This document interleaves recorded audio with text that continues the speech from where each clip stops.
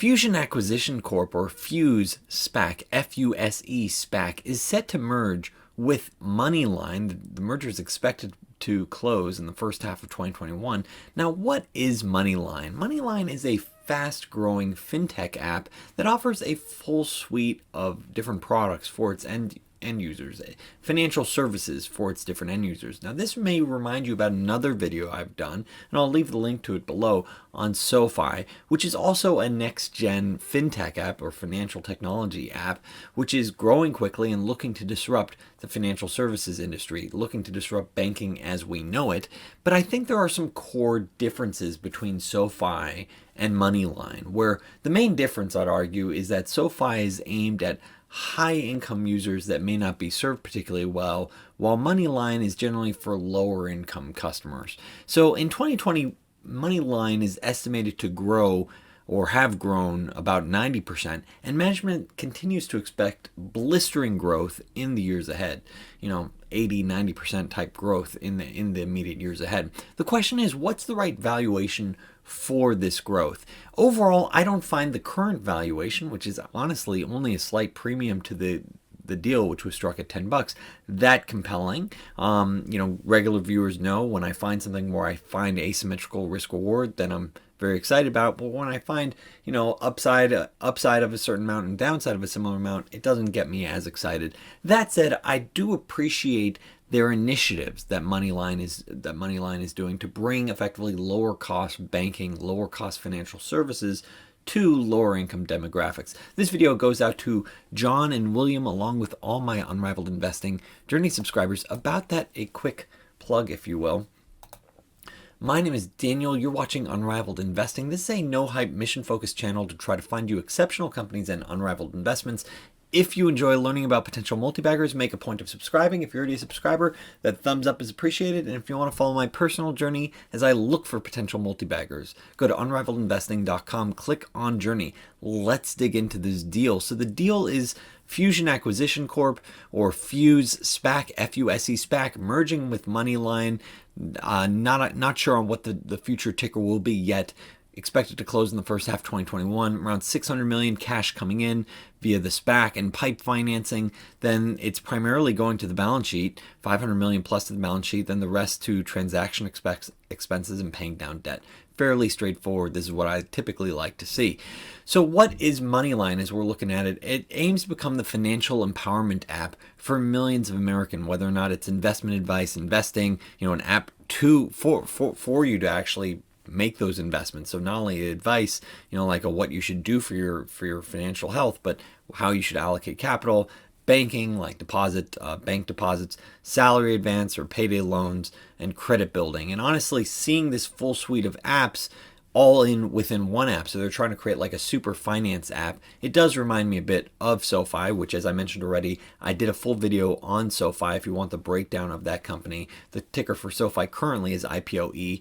But Sofi, as you look at it, is they're trying to offer very much a full suite of solutions, whether or not it's home loans to investing, to credit cards. So it's a full suite of solutions. But once again, it's very different, as I mentioned, where Sofi is targeting higher income good credits that are poorly served by traditional banks, versus MoneyLion, which is targeting lower income demographics and trying to bring more affordable, better financial services, better banking to lower income demographics, and hopefully continue to bank with them as they sort of move up into middle class and higher.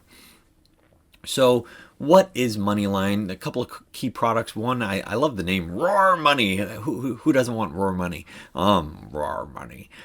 So it's their deposit account, where honestly the key feature that when you look up Roar Money is going to be over and over again about get paid 2 days early. And so they're not making a lot of money on their spreads. It's a very, I suspect it's a cost center for them, but they are trying to generate revenue from this get paid 2 days early aspect, where you go online, you'll just see it over and over again.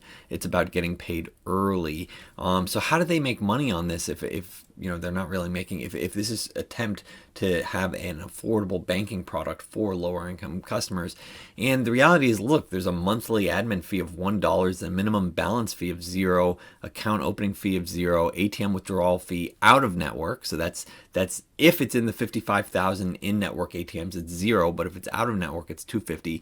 So I really do appreciate this effort to tackle the insufficient, funds and overcharge fees that are literally billions of dollars of fees by the mega banks out there. So, they, by creating a fintech app that's trying to lower the cost for lower income users, I definitely appreciate that initiative. Like, that is, I'd argue, better for society versus having insufficient insufficient funds fees that are sort of hurting the folks that don't even have the funds in the first place.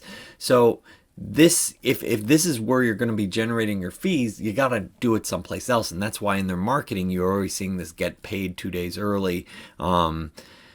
And so, and all sorts of tricks to try to encourage you to get your funds. So it's really about this payday lending or cash advance. So, how do they make money on cash advance? And once again, they're trying to do it, it seems like, in a principled way where, they're saying look, you can get up to $250 anytime, no interest, no monthly fee. So, this is part of a broader, I'd argue, revolution that you're seeing in fintech right now. You have a firm that's sort of saying, hey, let's get rid of credit cards, or the way credit card industry works, which creates this sort of death spiral. Let's create this product where people can see very clearly how much they owe, and there's no outrageous fees or crazy APR, interest scores that are just completely ruin you or handicap you if you fall on hard times.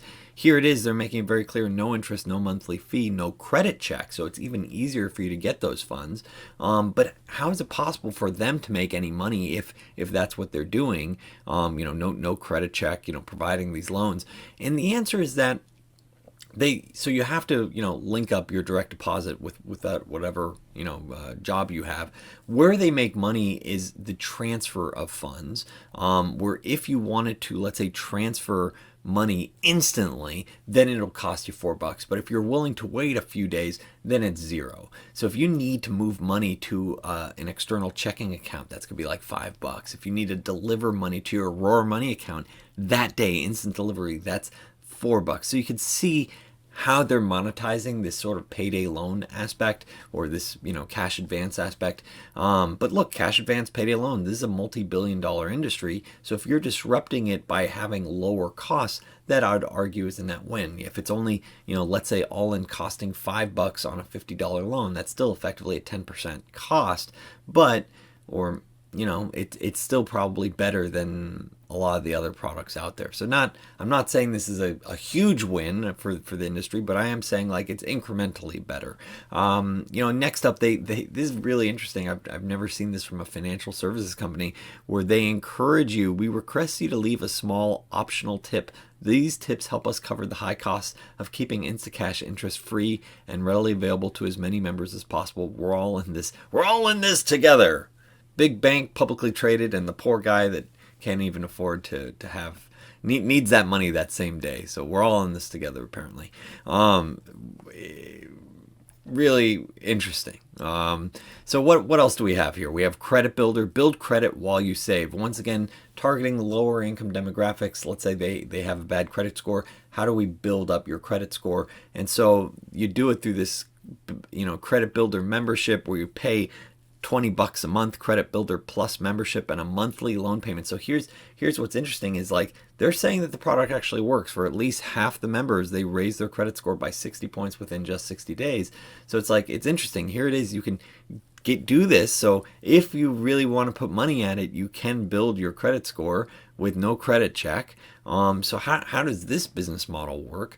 And you'll see a lot of reviews. Here's the one from their website, where it's effectively they give you a loan, and let's say the loan's up for $1,000, but they don't actually give you the full amount. They'll say, oh yeah, you get a $1,000 loan, but only $500 we're willing to give you right now. The other $500 we'll give to you when you've paid down the full loan. So it's almost like forced savings. It's very weird in that way. But look, honestly, I encourage that sort of behavior, having a forced savings mechanism. It isn't a terrible thing. That said, I don't think the end consumer is actually going to be saving, just because look, they're going to be paying $20 a month in the first place, which for a year, and this is a full year-long loan, you're automatically looking at $240 on a $1,000 loan. So this starts getting into that sort of predatory type type of fees that you're thinking about. But they say the APR on this loan. So if you don't actually pay for maybe the membership and you just get the credit building loan, that's only 6% or something like that. So it's interesting. I like the forced savings aspects, but that's ultimately how they're able to provide these loans without a credit check, where they're effectively saying, yeah, we're not actually going to give you half the loan and you're going to have to pay off the full loan, but you'll get the second half after you've made all your payments. So hey, whatever they say, it's like, once you're done making your on-time payments, you can have the rest of the cash to spend however you'd like, plus a credit score boost. Win-win. And so it's like, okay, so that's sort of, I'd argue, where they are, but there's a lot of things that they want to do in the near future, like pay over time. This is a trend you're seeing over and over again with companies like Affirm, where it's effectively buy now, pay later. They're looking to move into secured credit cards based on whatever the collateral the customers have, and also crypto, because hey, why not feed into the frenzy, or feed the frenzy? And then this is honestly where I'm a little skeptical on their future value proposition, going from improving their credit score, being able to pay their bills. Honestly, some of the language bothers me in the presentation, because they'll be like days of excess and days of need. And it's like, dude, it's called savings and like when you need money. Days of excess, like no one calls it that. So it's like, yeah, the goal is to save, and then look, if you need your funds and then you don't have enough money, that's a problem, and that's where most of their products are targeting, of like, hey, I just don't have enough. The whole savings aspect, like, that's nice, and that's sort of what they're targeting in the future. My challenge here with this business model is sort of saying, like, well, wait a second, if most people are getting these payday loans effectively, or credit building things that cost $20 a month, and a loan that you don't actually get in full, like, are you really going to be using these products for kids' inheritance or travel the world? Maybe buy a car or buy a house, like these sorts of things. I admire that effort, but I just wonder if it's actually going to translate into users actually using it, like what sort of utilization you're going to get, and will it actually result in attractive economics? If it does, like, that's fantastic, but overall I'm deeply skeptical of that business model. So if they do it, great. Next component was they talk about introducing Money Life, content that drives low-cost user acquisition and engagement, effectively like working with influencers, having a YouTube channel, creating low-cost content to get their name out, to get the Money Life, the Instacash, the Roar Money, and honestly, this strikes me as super interesting. Like, I love the idea of educating the masses, using educational videos, learning about money, overall. A lot of finance, specifically personal finance, is like spend less than you make. Boom. Just saved you $20.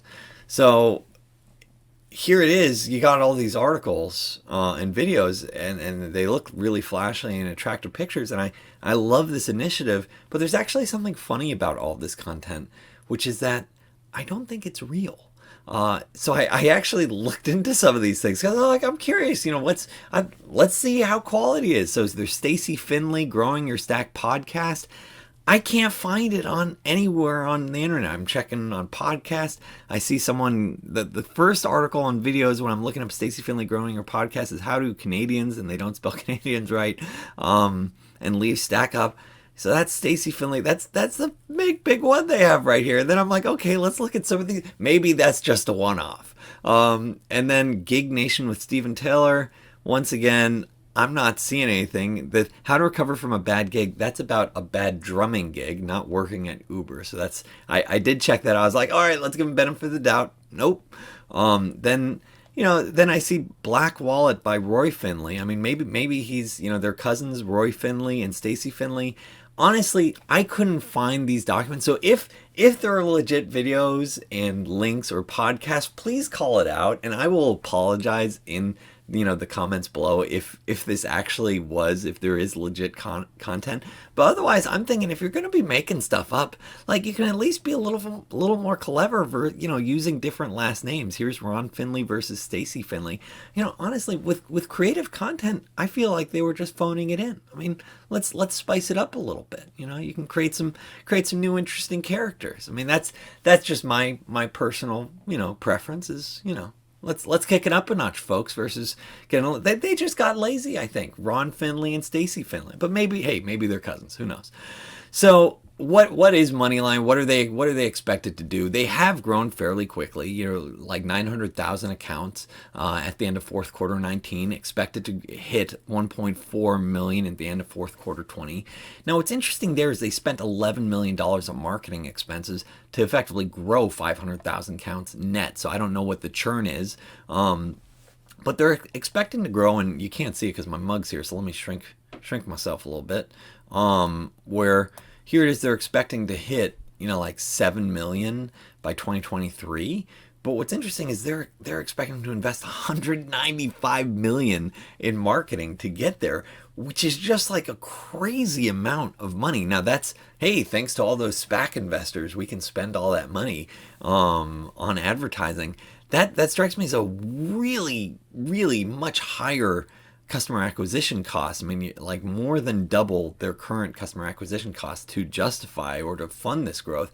They'd argue, hey, our customer payback period is in 4 months. The challenge there is looking at that metric alone isn't valuable if you want to think about what's the lifetime value of these customers. Are they using your payday loan products and then never using them again after the first few months? Or is this actually a high lifetime value customer? I struggle with that one, but that's a core metric you'd want to know that they do not call out. Now, another aspect of this growth that should help their financial profile over time is that you ultimately get 100% of their users use one product, 40% of their users use two products, and 15% of their users use three products. The way to think about that is that's like, okay, so you have the deposit account, you use the same day loan, and then maybe use credit builder. And so when you're doing that, the average revenue per user is much higher margin as well. So, as you get more and more users, you're probably going to get higher margins as well. Now, what does the business look like today? And keep in mind, they expect these pieces of the pie to get much bigger over time. But the reality is about 90% of the business right now is effectively fees and payments. This is not really like making loans predominantly or the investment advice segment. And keep in mind, this investment advice is very nebulous, as it includes like advertising spend or affiliate spends from partners that want to effectively sell people stuff when they're considering investments. So here it is, their business model is 90% fees and payments, of which we've already sort of covered it, which is this fees, this Instacash and this credit builder, where hey, you can tip them for sending the money right away, or how fast you send. Do you need it that day, or do you need to send it to an external bank that day? $4 or $5 there, you get this $20 membership, and then also the payment aspect, where you have a deposit account, you have interchange fees, out of network ATM fees, and that $1 monthly admin fee. The main challenge I have with this business model at the end of the day is that it really is a leaky bucket problem. Is like, how sticky are these users going to be, longer term? Like, the whole goal is that you don't have to keep on getting payday loans the rest of your life. Maybe that's a one-time thing, hopefully, and then you start saving, saving up, you build up your savings account, and you start, rolling it into other products. That's the challenge that I see here. But at the end of the day, like, if you need that cash then and there, this seems like a relatively low cost solution than, let's say, some of the loan shark public companies, or maybe not even, shady companies that are out there. If their customers do well, this is the challenge, is that they largely won't need their core services. What is the core business model right now? So if the customer succeeds, MoneyLion they ultimately graduate MoneyLion, is how I currently think of it. So what do their financials look like? They're expecting to have very fast growth. They grew from 40 to 76 million, then expecting 144 million in 2021, 258, 424. So seeing a very fast growth.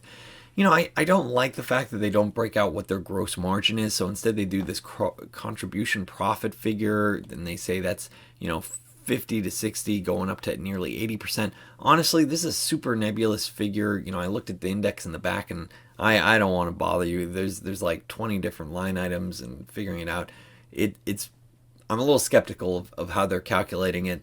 But if you want to give them the benefit of the doubt, you'd say, okay, long term, this business has potentially, let's say 70, 80% incremental or contribution profit margins, in which case maybe you have optimized operating margins of 20 to 30% longer term.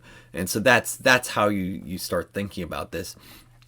And that's how I layer it into my valuation sheet. And keep in mind, this part of my value proposition for you is I have a link for this valuation sheet in the description of this video below, so you can play around with it as you see fit. So let's walk through this real quick. First is the share count. This is from the presentation. This is 288.8 million. It bothers me a little bit that there is a lot of dilution you need to consider, all in about 15% dilution that's in the footnotes if the share prices go a bit higher. I'm not including all that dilution here, but if the stock price starts going a bit higher from around 1150, that additional 43 million shares definitely does come into play, and that will hold back the share price longer term. I'd argue is that's a 15% overhang, and so that's $3.3 billion valuation. About if you want to start including the dilution, it'll be higher. And so this is really how to think about the valuation that's going to drive the share price longer term. You can't look at Yahoo Finance and say, hey, what's FUSE SPAC trading at, and look at the market cap. You need to use this, which is the pro forma market cap, to really think about it. And so you look at 40 million in revenue in 2019, guided revenue of 76 million. I'm effectively using 144, which is their target, as my base, so 80 to 100% growth. Longer term, as I already mentioned, using 15 to 30% operating margins. So, the reason why I use optimized margins is that way you can say, hey, at maturity, this business will have these margins, and your return between now and maturity is driven off of the top line growth and any change in valuation, because you're already including that what is your long-term margin. You don't get that, that you're valuing it correctly in my mind. So it's focusing on, hey, what's the revenue growth, and that's the delta between now and, let's say, 5 years from now. And that's how I always look at these things, is let's take a 5-year approach to looking at investments. This isn't a day trade or a swing trade, or hey, will it be up 100% this month? Heck, anything can, this is one of those SPACs. It's fast growing. You're getting a lot of people, hey, this is an amazing company, to the moon. But look, I want to have my analysis grounded in logic. People can ground it in whatever they want. Maybe astrology, maybe, how they feel that day, roll the dice. What's the 8-ball say? I want to use logic. Could this go higher or lower? Of course. But this is, in my mind, a reasonable framework in which to think about it. So you see this 15 to 30% operating margin, 25% tax rate. That's probably going to be going up over time. But then slap on, what do you think the growth rate will be in years, let's say 2 through 5. We're already doing the first year is 80 through 100% growth. So years 2 through 5 annualized at 40 to 60%. This is very fast growth. So they continue this very fast growth effectively. And then what's the end multiple? The end multiple here, I'm doing the low side of 15 times, just because people are sort of saying, hey, maybe you're not getting the margins that people expected, or maybe the growth rate isn't what they expect. Maybe this is front heavy, where it's years 2 and 3 where they're getting real strong growth, and they can't spend that same level of marketing dollars to drive that growth. Or you start having a leaky bucket problem, like I've already talked about, with consumers graduating or not really repeating their services. So people realize it doesn't have that sort of exponential growth curve longer term, or that upselling aspect really isn't there. So that gets us 15 times. Look, this part of the reason why this is a sheet for you. You click file, download, is you can play around with these assumptions yourself. So that gets 70% downside. The upside is everyone's happy. It's growing 60% a year. 5 years out, people are saying, hey, this should be 30 times. Maybe someone says, gets super aggressive and they say 40 or 50 times. That'll obviously result in a better return. I'm sort of skeptical of that ultimately for what seems like a payday lender, where it's a better model, better for the individuals, and the question is, let's really see those economics play out. Could it go higher or lower? Of course. I'm just not really sold on it. So my summary thoughts, as we look at MoneyLion, they aim to provide one-stop finance for people that really don't have that much money. That in and of itself is both a problem and an opportunity, I'd argue. Upselling these other services like investment services, retirement, inheritance, while offering credit boosters just doesn't make sense to me at this point. But maybe they'll prove me wrong and they'll have a really viable business model in the years ahead. Layering on things like crypto when you don't even have your own financial house in order, it in my opinion, it starts going borderline reckless. But hey, that's that's a path a lot of people are taking. I'm not necessarily saying I'm not encouraging it by any means, but they're sort of adding fuel to the fire here. That said, they're going to burn, as we look at MoneyLion, they are going to burn, or they're expected to burn, a lot of cash on marketing, on advertising. They are effectively saying, hey, look, our cost of acquisition for future customers is going way up. But they, if they're going to get all this cash and they're going to spend it on marketing, yeah, you're going to see a lot more people using Instacash, and maybe you do start getting some sort of network effect. We'll see. The reality is there are other apps already out there that have much greater mind share, like Venmo or the Cash App. So are they really going to be an advantage or be able to compete with them? I'm skeptical of that. And ultimately, whether or not it's sustainable, repeat customers, or ultimately profitable business, and that's the key line is, a lot of folks are valuing these companies. Hey, it's really fast growth, and it should trade at 10 times sales. But like the reality is, or 20 times sales, and it's growing so fast and trading at 5 times sales doesn't make any sense. Like, yeah, that's nice pie in the sky analysis, but like at the end of the day, all of these companies will be valued on what are their future profits and what profits can they generate. And so that becomes the crux of this investment, is like, do you actually believe this business model, which really strips out a lot of these costs, is still going to be lucrative longer term? And honestly, based on some of the data that they've provided, like, it's really hard to peel back the data on the contribution margin, let's say. I would want so much more detail in order to make that confidence of like, oh yes, definitively this is going to be 25% operating margin. I would say I'd want to see more data. Maybe see some more execution. And ultimately, at the end of the day, I think I can find better risk rewards elsewhere, as Unrivaled Investing Journey subs know about. Because, for example, I recently posted, something where I was tweaking my portfolio, and I called out, look at the bottom, here's 2 companies about, here's two that I trimmed, and here's a dozen that I think have at least 100% upside, and that, that I own. And that's part of the exclusive content with unrivaledinvesting.com, where, each month I aim to identify at least one potential multi-bagger, the types of company that can go up hundreds or thousands of percent. I have an educational series. You can also see my personal portfolio.